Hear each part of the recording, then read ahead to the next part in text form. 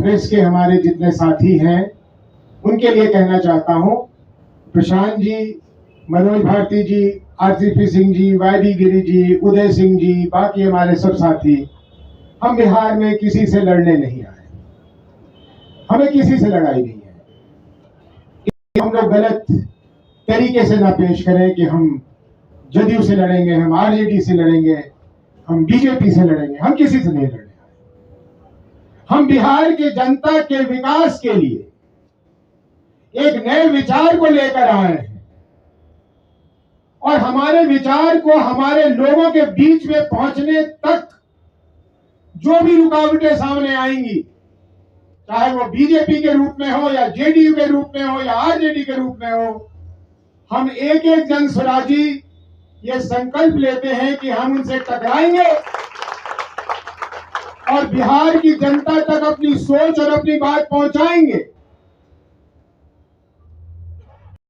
श्री प्रशांत किशोर जी, इससे पहले कि मैं आगे की बात करूं, मैं थोड़े अतीत की बात कर लूं। मैं बहुत दिनों से राजनीति में हूं। 1977 में जब मां राजनीति में आई थी, मैं बहुत बच्चा था, लेकिन मैं उस समय से राजनीति में हूं। बहुत लोगों से मेरा ये सौभाग्य रहा कि उनसे मेरा परिचय हुआ, मैंने उनको देखा, मैंने उनको जाना। लेकिन मैं पूरी ईमानदारी के साथ ये कह सकता हूं कि जो चिंता मैंने प्रशांत जी में देखी बिहार के प्रति, उसका वर्णन करना शब्दों में संभव नहीं होगा। कल्पना कीजिए कि एक व्यक्ति जिसको दुनिया की हर जाति जिंदगी जो लंबी हो, उनकी कृपा से ऐशो आराम गुजार सकता था, उसने हम लोग बैठकर कल्पना करने में लग गए कि बिहार में कैसे परिवर्तन हो सकता है बिहार के भलाई के लिए। हम लोग कुछ ही साथी थे और वार्ता से बात निकली कि हम बिहार में एक अभियान चलाएं। अभियान की जब बात आई तो मैं थोड़ा सा सहम सा गया था, क्योंकि उम्र को ख्याल ध्यान में रखते हुए मेरे लिए संभव नहीं था कि जो कल्पना की जा रही थी वो मैं करूं। लेकिन प्रशांत जी आगे बढ़ के उन्होंने कहा कि ये काम हम करेंगे। यकीन मानिए, हम लोगों को भी उस समय में इतना यकीन नहीं था कि क्या एक व्यक्ति इस तरह कर सकते हैं। नहीं, लेकिन एक तारीख की है में जहां जन स्वराज पार्टी पहुंचेगी वो भविष्य के गर्भ में है, लेकिन जो वर्तमान में हमने होते हुए उसको एहसास कर लेना, उसको कर लेना, ये एक हम लोग के लिए सौभाग्य। कल शाम को जो बैठे हुए प्रशांत जी, तो मैंने देखा कि अपने को बार बार, तो मैंने कहा आपको कोई है इसमें, तो इन्होंने मुझसे कि हाँ भी कुछ पहले मेरा पजरा टूट गया था। क्या? तो हाँ, पजरा टूट गया था। तो ये उचित लगा कि हम लोगों को बता देते कि आपके पजरा में ये निकला। नहीं, मैंने वो सीटी स्कैन करा लिया था ना, आप पूछ लीजिए ना, 5 दिन कहीं नहीं निकले थे, तो ये अब आराम है, थोड़ी राहत है। मैंने कहा कैसे हो गया ये?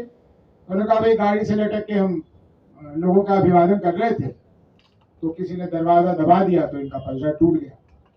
अब कल अगर मुझे पता होता कि इनके साथ ऐसा हुआ है, तो कल ये जहां गए थे वहां मैं इनको जाने ही नहीं देता, क्योंकि इन्होंने कहा कि ये मुझसे छोटे हैं, तो मैं बड़े होने का अख्तियार भी कभी कभी इस्तेमाल कर लेता हूं। कल कर लेता कि अगर ये मुझे पता होता कि इनको चोट है तो मैं नहीं जाने देता। तो इनकी संकल्प, इनकी दृढ़ता आप लोगों को नजर आएगा। जिस तरह के लोगों को प्रशांत जी की मेहनत ने जन स्वराज अभियान के साथ जोड़ने का काम किया है, मैं नहीं कहूंगा कि प्रशांत जी ने उनको जोड़ा है। जन स्वराज अभियान जिस मकसद को लेकर चला, उसने बिहार के लोगों के दिलों में, दिमाग में एक जगह बनाई। और हम जितने यहां बैठे हैं, हम उसी समाज के हिस्सा हैं। हमारी सोच, हमारी चाहत वहीं से पैदा होती है। हम सारे लोग जुड़े हैं क्योंकि जन स्वराज अभियान ने जो अपनी विचारों को लोगों के बीच में रखा, उससे लोगों में आकर्षण पैदा हुआ। और फख्र के साथ ये भी कह सकता हूं कि हाल फिलहाल में बीते कुछ दशकों में शायद ये पहली पार्टी है, जन स्वराज पार्टी, जिसकी रूपरेखा एक पार्टी की तरह नहीं देखी गई थी। ये प्रशांत जी का बनाया हुआ पार्टी नहीं है, ये उदय सिंह का या किसी का भी बनाया हुआ पार्टी नहीं। ये बिहार की जनता के मांग पर यह पार्टी बनी है। जन स्वराज अभियान जब अपने चरम पे पहुंचा तो लोगों ने पूछना शुरू किया कि ठीक है, आपकी बात हमें समझ आती है, लेकिन कैसे, इसका कौन सा प्लेटफॉर्म होगा।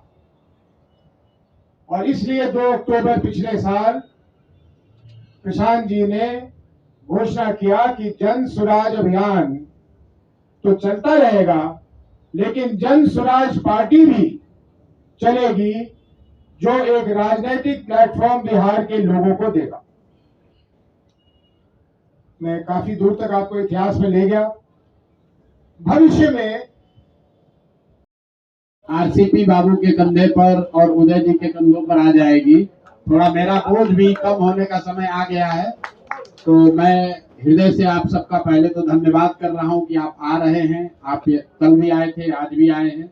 फिर से एक बार आरसीपी साहब का धन्यवाद कि कल इन्होंने जन स्वराज के इस कारवां का हिस्सा बनना तय किया है। और उदय जी का हृदय से धन्यवाद कि जन स्वराज बनाने में पिछले 2-2.5 बरस के मेरे संघर्ष में हजारों साथियों का सहयोग रहा है, लेकिन उसमें एक बहुत बड़े साथी, बहुत बड़े मेरे बड़े भाई जो रहे हैं, उदय जी का उनका साथ रहा है। आज विधिवत तौर पर, औपचारिक तौर पर ये परिवार का हिस्सा बन रहे हैं, तो स्वाभाविक है, उम्र में भी बड़े हैं, अनुभव में भी बड़े हैं, तो इनको सब लोगों ने मिलकर जन स्वराज की जो 150 सदस्यीय कोर कमेटी है, उसमें बहुमत से नहीं, सब ने मिलकर एक साथ तय किया कि उदय जी ही इस पार्टी के नेशनल अध्यक्ष, राष्ट्रीय अध्यक्ष, पहले राष्ट्रीय अध्यक्ष होंगे। तो मैं अपनी ओर से, अपने सारे जन स्वराज के साथियों की ओर से आपका अभिनंदन करता हूं, स्वागत करता हूं। और जो मंच पर आपने देखा, जो परिचय मुन्ना जी ने कराया, हमारी कोशिश जो पहले थी वही आगे भी रहेगी कि ये मंच और मजबूत होता जाए। इस मंच पर बैठने वाले लोगों की जो ताकत है, उनका जो कैरेक्टर है, यहाँ पर सबसे बड़े कानूनविद इस मंच पर बैठे हैं। यहाँ पर सबसे बड़ी आईएएस और आईपीएस परिवार अगर कोई एक परिवार होगा तो वो उदय जी का परिवार है। जो यहाँ पर अध्यक्ष मनोज भारती जी हैं, शायद मुझे लगता है कि अनुसूचित जाति समाज से इनसे ज्यादा प्रखर एकेडमिक रिकॉर्ड शायद ही किसी का होगा। बगल में अफाक साहब बैठे हुए हैं, उनके बगल में रामबली चंद्रवंशी जी हैं, उनके बगल में आर के मिश्रा जी बैठे हुए हैं, जो भी साथी बैठे हैं।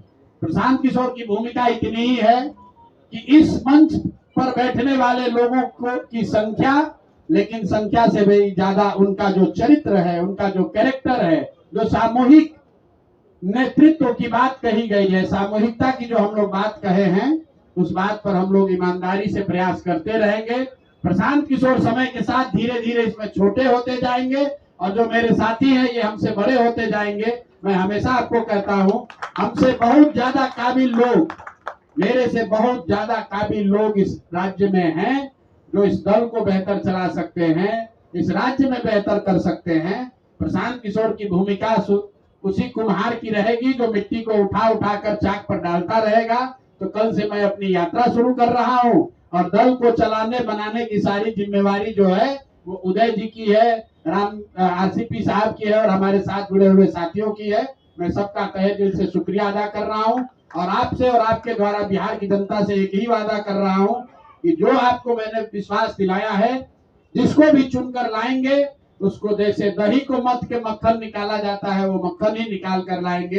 कोशिश यही होगी। मक्खन भी आप निकालते हैं तो उसमें एक दो मक्खी इधर उधर से आ जाता है, कुछ गलती हो सकती है, लेकिन नियत में कोई खोट नहीं है। प्रयास यही है कि बिहार में ऐसा नेतृत्व पैदा किया जाए कि पूरा देश इस बात का संज्ञान ले कि बिहार में इस तरह के लोग भी हैं, इस तरह के लोग भी समाज का नेतृत्व करने वाले हैं।